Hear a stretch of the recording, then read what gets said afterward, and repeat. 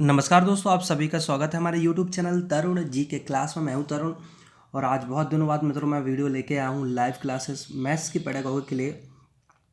तो यदि आप CTET MPTT की प्रिपरेशन कर रहे हैं तो प्लीज़ इस चैनल को सब्सक्राइब जरूर करिए, क्योंकि इस पर रोज़ाना 11 बजे लाइव क्लासेस होती है। तो आज का जो चैप्टर है उसमें हम क्लियर करेंगे मैथमेटिक्स के कुछ क्वेश्चंस को और समझेंगे कि पेपर का पैटर्न MPTT और CTET में आता कैसे है। तो लाइव क्लासेस है, आप क्वेश्चन के आंसर जरूर देते चलिए हमारे साथ। वीडियो को लाइक जरूर करिएगा। फिलहाल फर्स्ट क्वेश्चन को डिस्कस करते हैं। फर्स्ट क्वेश्चन बोलता क्या है, इसमें पूछा फर्स्ट क्वेश्चन कि 1/4 को निरूपित करने का कौन सा तरीका गलत है। ये चार आपके सामने फिगर बने और बताना है इनमें से तरीका गलत कौन सा है। तो जल्दी से बताइए तरीका गलत और आंसर कमेंट बॉक्स में कमेंट करते चलिए। हाँ, तो ए का बना BCD कौन सा गलत है। तो इसका जो राइट आंसर मतलब जो गलत है वो है ये वाला ऑप्शन बी। बी क्यों गलत है, क्योंकि ये देखेंगे तो ये इक्वल फॉर्म में डिवाइड है तो 1/4 सही है, ये भी इक्वल फॉर्म में तो 1/4 सही है, ये भी इक्वल फॉर्म में। लेकिन ये जरा देखिए कि ये इतना सा पोर्शन 1/4 है, गलत है। ठीक है, बिल्कुल ही गलत है। नेक्स्ट क्वेश्चन है गणित शिक्षण की आगमन विधि का सिद्धांत है। यहाँ पूछा है आगमन विधि का सिद्धांत क्या है गणित शिक्षण की। ज्ञात से अज्ञात, अज्ञात से ज्ञात, सामान्य से विशिष्ट, विशिष्ट से सामान्य। क्या होगा दोस्तों इसका राइट आंसर।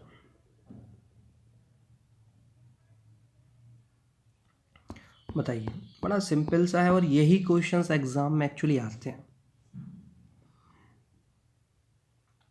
तो इसका जो राइट आंसर है वो ऑप्शन नंबर डी है, विशिष्ट से सामान्य। तो याद रखिए गणित की जो आगमन विधि का सिद्धांत क्या होता है, विशिष्ट से किसकी ओर, सामान्य की ओर होता है। चलते हैं नेक्स्ट क्वेश्चन की। नेक्स्ट क्वेश्चन बोलता क्या, सजल ने अपनी माँ से कहा कि उसे गुल्लक में 11,1111 जमा हो गए हैं। यह धनराशि इनमें से कौन सी, 11,1111।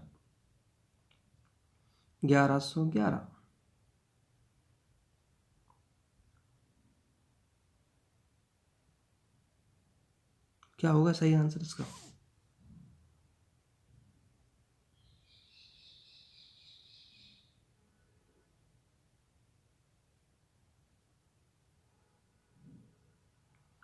बताइए, ये तो बड़ा क्रिटिकल क्वेश्चन लग रहा होगा। तो इसका जो राइट आंसर है मैं बताऊं ना, ये होगा ऑप्शन नंबर बी। देखिए उसने बोला क्या है, कई लोगों को क्रिटिकल लग रहा हो, क्रिटिकल कुछ नहीं। 11,000 लिखो पहले तो, पहले तुम 11,000 लिखो, फिर तुम 1100 लिख लो। 1100 मतलब कि 1,100। फिर तुम 11 लिख लो, इनको जोड़ो, एक एक एक, एक और एक दो, एक, ये आ गया। देखो answer option number B is right है। 11,000, 1100, 11 को हम ऐसे लिखते हैं तो कई लोग ये समझ रहे हो, गलत है। 7 अंकों की पूर्ण वर्ग संख्या है। 7 अंकों की पूर्ण वर्ग संख्या क्या होगी, पूर्ण वर्ग बोला 7 अंकों की। Option A, option B, option C and option D. क्या होगा भाई इसका राइट आंसर।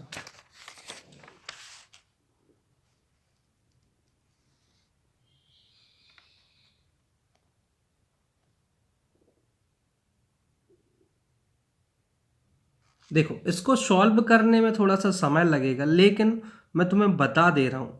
यहाँ बोला 7 अंकों की पूर्ण वर्ग संख्या क्या होगी, यहाँ पर पूर्ण वर्ग की हमने बात करी है। तो इसका फिलहाल ऑप्शन नंबर मैं आपको बता देता हूँ, सी इज राइट है। सी क्यों होगा, यदि आप 7 अंकों की पहले संख्या बनाएंगे, 999 मतलब 9 को आप 7 बार लिखेंगे, ठीक है।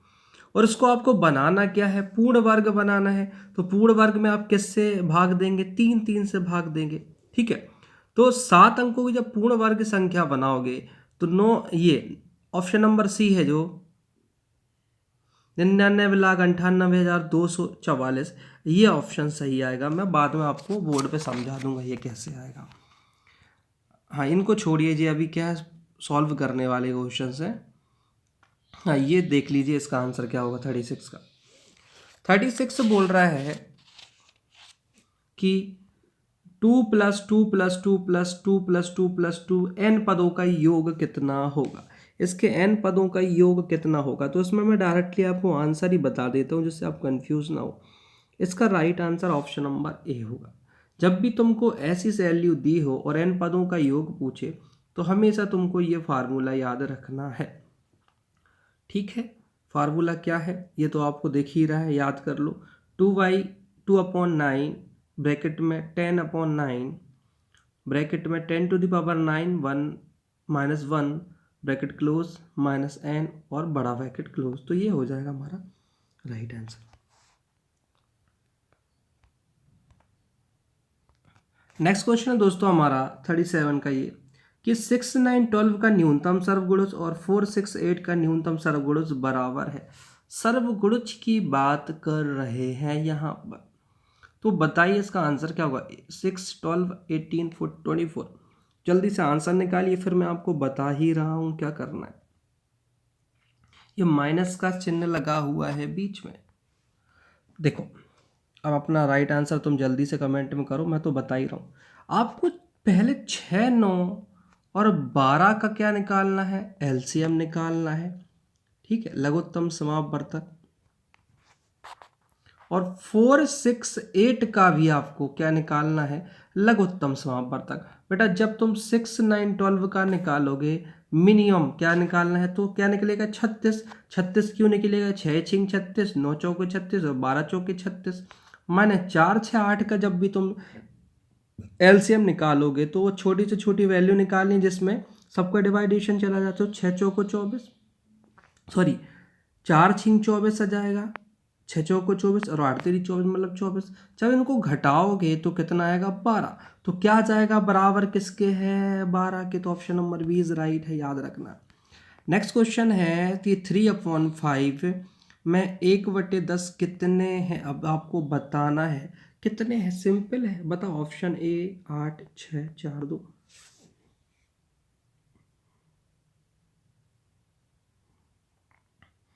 तो इसका राइट आंसर है, करना कुछ नहीं है आपको, 3/5।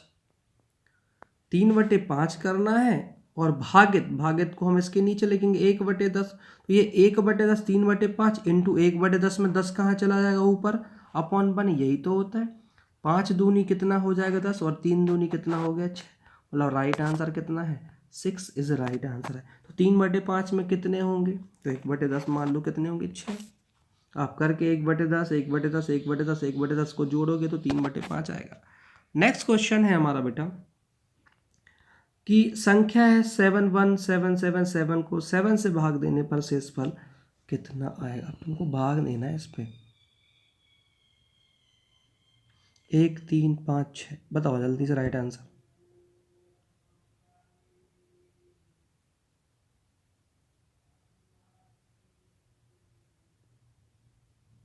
चलो इसको हम करते हैं, कैसे करना है। पूछा है कि भाग देने पर शेषफल है, शेषफल बताना है कितना हो। तो बड़ी शॉर्ट ट्रिक बता दूं, जब तुम 71777 को डिवाइड करोगे 7 से, तो देखो करना 7 से ये कटा तो 7 एकम 7, चूंकि यहाँ पर 1 है तो कटेगा नहीं, तो यहाँ पर 0 लगा के हो गया 17।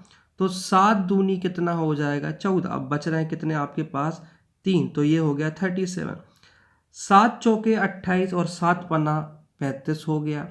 35 हो गया, यहाँ पर था 37 तो यहाँ पर 2 चला गया। ठीक है, और 7 3 कितना हो गया आपका, सॉरी कितना बचेगा यहाँ पर, 7 3 हो जाएगा 21, क्योंकि 7 चौके 28 से कम है, तो 7 3 21।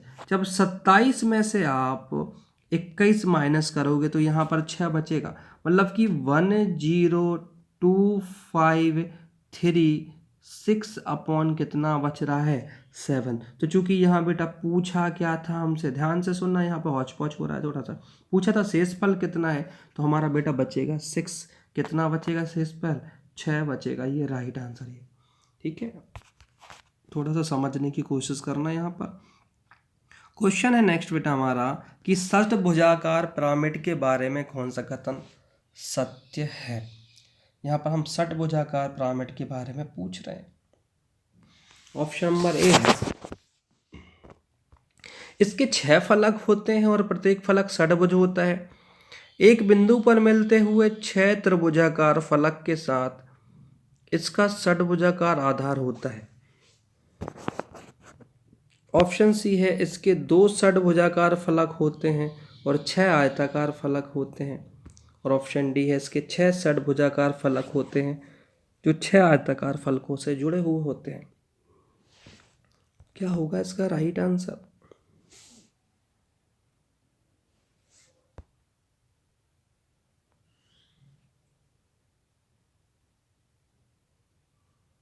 तो इसका राइट आंसर है ऑप्शन नंबर बी। षटभुजाकार एक बिंदु पर मिलते हुए 6 त्रिभुजाकार फलक के साथ षटभुजाकार आधार होता है। तुम षटभुज बना के देख लेना ऐसा। ये 1 2 3, ये हो गया 4 5 6। जब आप इसको ये करोगे तो लिखा एक बिंदु पर मिलते हुए 6 त्रिभुज। देखो 1 2 3 4 5 6, 6 त्रिभुजाकार फलक के साथ इसका षटभुजाकार आधार होता है। देखो आधार से बने हुए हैं, ये षटभुजाकार आधार होता है। तो ये है इसका राइट आंसर। नेक्स्ट क्वेश्चन है, एक आयत की लंबाई l है और इसकी चौड़ाई लंबाई की आधी है। इस आयत का परिमाप क्या होगा यदि इसकी लंबाई दुगनी कर दी जाए और चौड़ाई को समान रखा जाए? निकालो जल्दी से।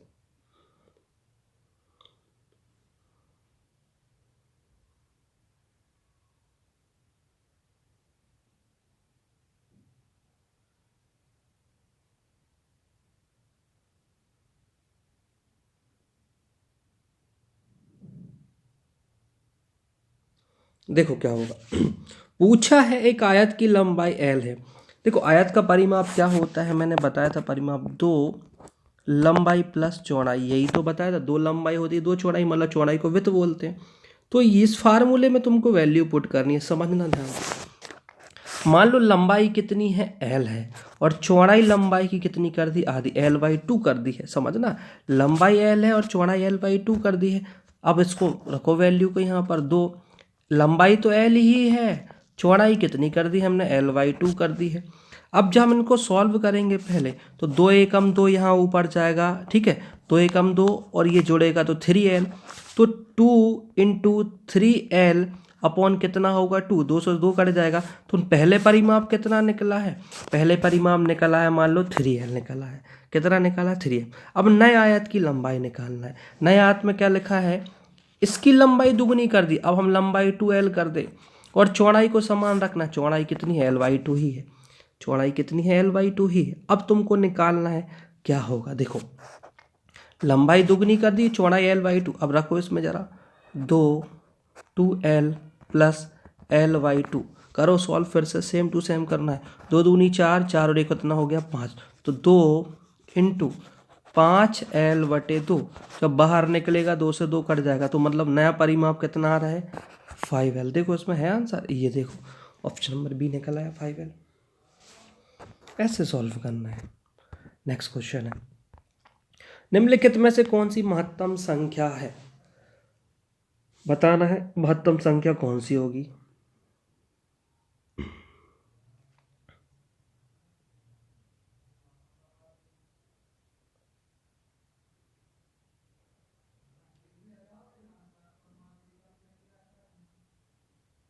क्या होगा राइट आंसर? सोचो जल्दी से।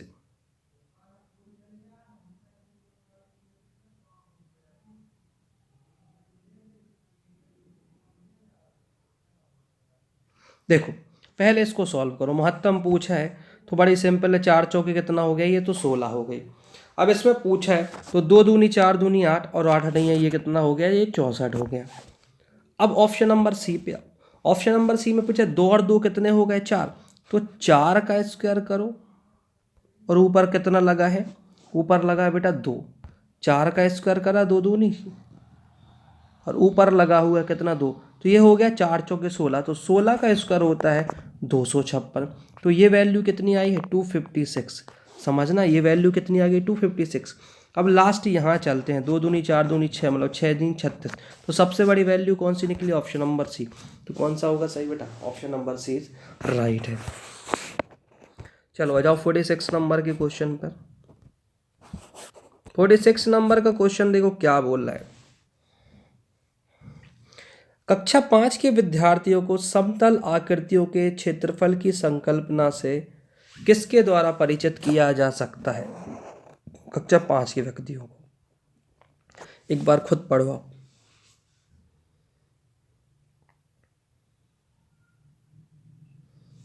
देखो ऑप्शन ए है आयत और वर्ग के क्षेत्रफल का सूत्र, ऑप्शन बी इकाई वर्गों के गणन की सहायता से आकृतियों के क्षेत्रफल की गणना करना, ऑप्शन सी है विभिन्न वस्तुओं जैसे हथेली, पत्ती, पेंसिल आदि की सहायता से किसी भी आकृति के क्षेत्रफल को मापना, और ऑप्शन डी है आयत की लंबाई और चौड़ाई का पता लगाते हुए आयत के क्षेत्रफल के सूत्र का प्रयोग करके आयत के क्षेत्रफल की गणना करना। क्या होगा? कक्षा 5 के विद्यार्थियों को समझा रहे हो, सोचो बेटा क्या होगा।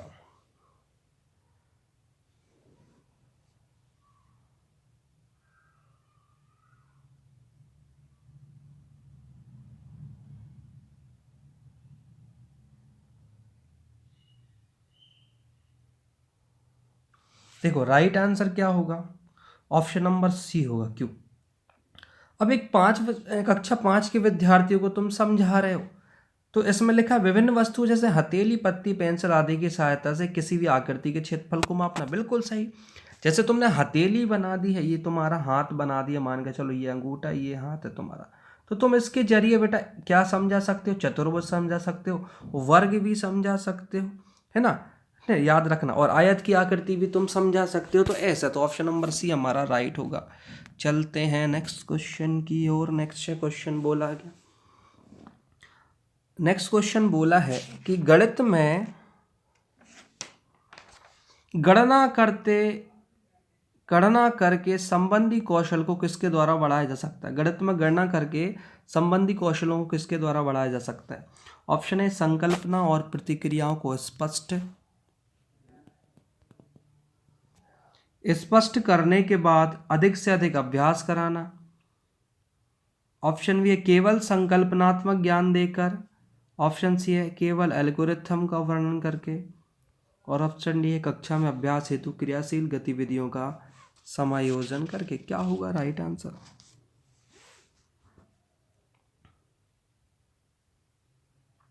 तो इसका जो राइट आंसर होगा वो है कि कक्षा में अभ्यास हेतु क्रियाशील गतिविधियों का प्रयोग करके। और आज का लास्ट क्वेश्चन है फिलहाल, क्योंकि टाइम ज़्यादा नहीं लेने वाला हूँ, इसलिए मैं तुमको पार्ट्स में कराऊंगा मैथ्स पेडागोगी। नेक्स्ट क्वेश्चन है कक्षा 3 के विद्यार्थियों को लंबाई की विभिन्न इकाइयाँ पढ़ाने के लिए शिक्षक निम्नलिखित सामग्री कक्षा में ले जाएगा। नापने वाली टेप जिसके एक तरफ सेंटीमीटर हो, दूसरी तरफ मीटर हो, विभिन्न इकाइयों का संबंध चार्ट, सेंटीमीटर वाला रूलर और नापने वाली टेप, और विभिन्न लंबाई इकाइयों को वाले रूलर मतलब फुट्टा, मीटर मापने वाली छड़, नापने वाली पट्टी जो वस्तुकार द्वारा प्रयोग में लाई जाती है।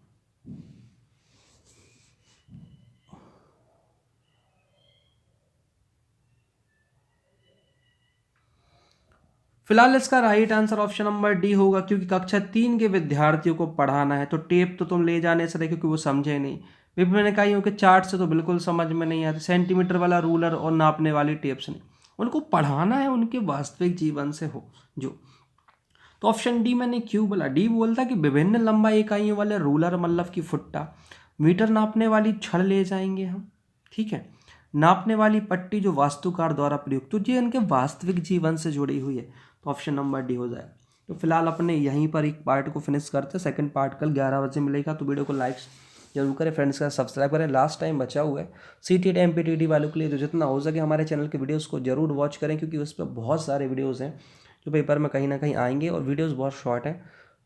तो ज़रूर हमारी क्लास को अटेंड करें। डिस्क्रिप्शन में मैंने पेडागोगी समझाई है मैथमेटिक्स की, तो वहाँ पर जाके वीडियोस देखें मैथमेटिक्स की प्लेलिस्ट में, और हमारे चैनल को सब्सक्राइब करें, और रोज़ाना 11 बजे मिले, रोज़ हमारी लाइव क्लास मिलेगी। जब तक मिलते हैं, धन्यवाद आपको।